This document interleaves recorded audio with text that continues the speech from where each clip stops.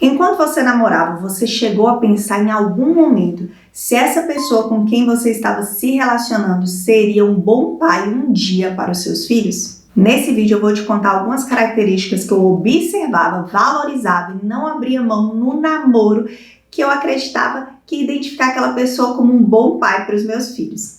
Mas antes que eu te conte quais eram essas características, eu queria te convidar a se inscrever nesse canal, ativar as notificações, deixar o seu like para que você continue recebendo em primeira mão mais conteúdos como esse. Que namoro é teste, eu vivo falando com vocês, mas algumas pessoas acreditam que namoro é teste só para descobrir se aquela pessoa será um bom marido para elas, mas não necessariamente para descobrir se essa pessoa também será um bom pai futuramente para os seus filhos. E você pode estar falando, André, mas é lógico que um bom marido será um bom pai um dia para os meus filhos. Nem sempre. Talvez esse bom marido que você identificou nem queira ter filhos. E pelo amor de Deus, se você tem certeza que deseja ter filhos um dia e está se relacionando com alguém que não quer ou não tem certeza ainda sobre isso, não leve esse relacionamento adiante sem que vocês conversem seriamente sobre esse assunto. Não vá acreditar que depois que vocês casarem, essa pessoa, quem sabe, com o tempo vai mudar de ideia. Não case com essa intenção. E nem insista em algo que para você é inegociável, você quer ter filhos. Então, para que continuar com aquela pessoa que já te falou que não quer o mesmo? Com isso, claro, vou compartilhar com vocês alguns pontos que eu observei no namoro, que para mim eram muito importantes, que eram inegociáveis, e eu vou explicar para vocês por que também que esses pontos para mim eram tão importantes. Primeiro, eu queria me relacionar com alguém que fosse temente a Deus, que fosse cristão. Por quê? Porque eu queria me relacionar com alguém com quem eu pudesse ter unidade em todas as áreas, inclusive a espiritual. Porque eu acredito que é muito difícil criar filhos tendo a opinião dos pais muito diferente em relação a esse assunto. Porque eu queria que nossa criação, que a criação que nós dessemos aos nossos filhos não fosse baseada em modinhas e opiniões, mas baseada na Bíblia. Segundo, eu queria me relacionar, me casar e ter filhos com alguém que não tivesse o divórcio como opção. Por quê? Porque primeiro, eu queria um entendimento que eu ia criar os meus filhos com alguém que estaria ali para sempre comigo, ou até que a morte nos separasse. Segundo, eu entendo que quando para aquela pessoa o divórcio não é uma opção, ela entende que ela vai ficar. E para ficar, ela quer ficar bem. Então, se ela quer ficar bem, ela vai resolver os problemas que temos e não ignorá-los. Eu acredito verdadeiramente que os filhos são melhor criados por pais que estão juntos.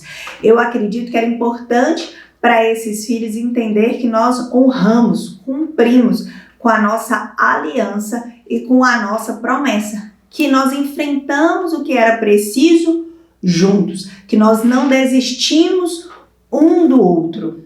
E porque eu acredito que vivendo assim nossos filhos não sofreriam as consequências de um divórcio, como provável ausência e envolver outras pessoas tão intimamente na vida deles, como é o caso de pais que se separam e casam novamente. Terceiro ponto é ele ser alguém que ensinaria pelo exemplo. Não ser alguém que só diz o que deve ser feito, mas que vive o que ele ensina a fazer. Ser um exemplo de servo, filho, irmão, pai, esposo. Ser alguém que nosso filho ia querer imitar e que nossa filha ia querer casar com um homem parecido. Quarto ponto, ele ser alguém com desejo e atitude para ser um mantenedor, provedor do nosso lar. Ele não precisava ter nada no namoro, mas ele precisava ser inconformado caso ainda não tivesse. Inconformado não no sentido de ser vitimista, colocar culpa em tudo e todos por não ter algo, ou viver só reclamando sobre isso. Inconformado no sentido de eu vou fazer algo,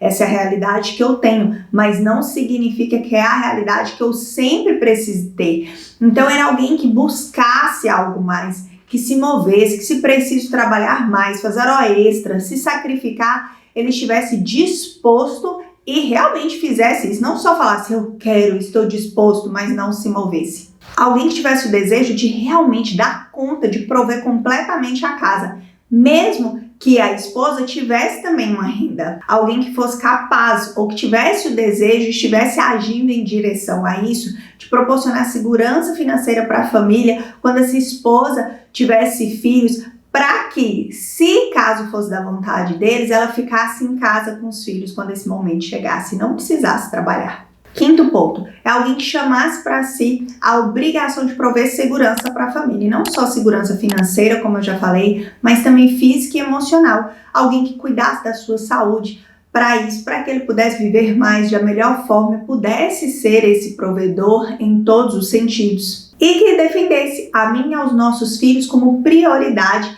na sua vida. E por falar em prioridade, vou colocar essa daqui como sexto ponto. Alguém que entendesse que após o casamento, a esposa e os filhos seriam sua prioridade. Uma pessoa que não vivesse uma dependência de nenhuma forma dos pais. Ou seja, já estava muito bem resolvida quanto a isso. Sétimo ponto.